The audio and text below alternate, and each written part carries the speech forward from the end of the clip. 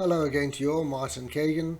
Today I've got another new release, a dual screen version of the software. It's spectacular. Without further ado, we launch it, we select our embedded software. We can bring it from everywhere that we want. Here we are, it's already there. You've seen this one before. Discovery Health, 24 years of financial data. And what we're going to do is engage a dual screen version of it. So let's get it into position, and let's now just drop one of these into it. Let's check its income statement at the same time as balance sheet. Totally different setup, as you can imagine. You can see that it's totally different. And what we have here is the ability to look at, if I can get it quick enough for you, other current assets. I'm looking at, I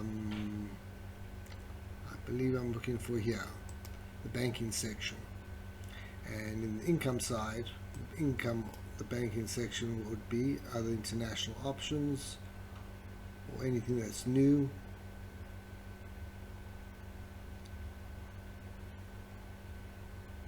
And it's right over here. So, with that said, what we want to do is actually compare these two things together, and we have a special button to do that.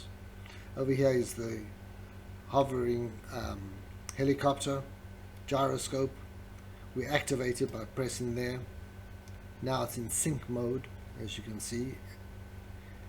Double click on it, and there we go.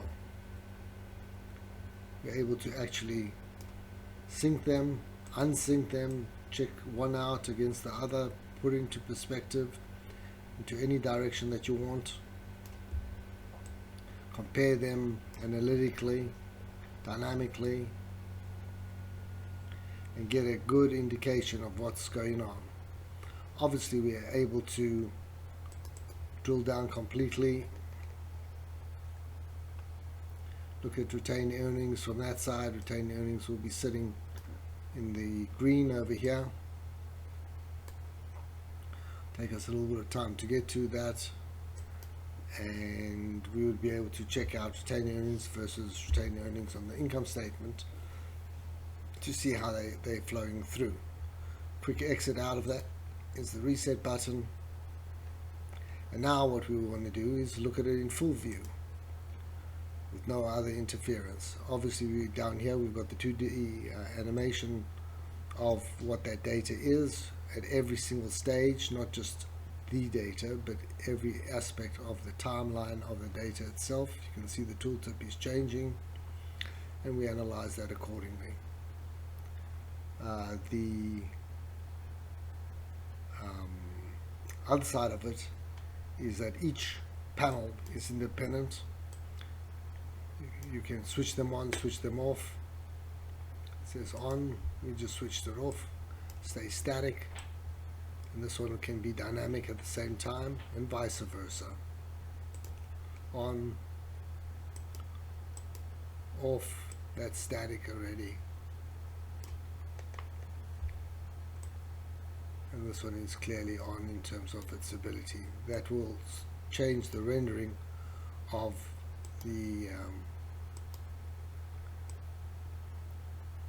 the sync in, and we'll just keep that off. We'll switch this to the normal mode. Here we go again, and have them separated.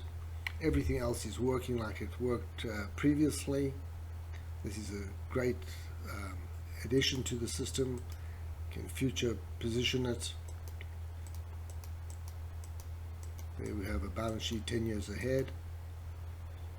Only on the left hand side does it extrapolate those figures. The periods are fixed on the right hand side in the meantime. Haven't developed that yet, but one is good enough to give us an indication of what the system's really able to do. So to take that down, take it back to current. There we go, back to 2024 on the data. There we sit at the current position, and Now we look at the data sheet for one moment, and the data sheet's also changed. We've got the ability to both drill down within the data sheet and also sort and filter. So let's put in current, and I'm sure I'll find current liabilities here, or current assets, whichever one we wanted to look at. How's about we go current liabilities, double click on that. I see that we have to switch out that hide label there, bring to the 34 there, and there we go.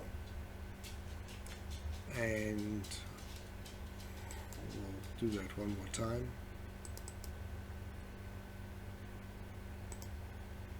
There's the drill down in place. I didn't get it right that first time, I apologize, but there it is. And it's fully drilled down accordingly. Hit that reset to bring it to its position, back to where we were. System's fantastic. I think you'll enjoy playing with it and viewing it.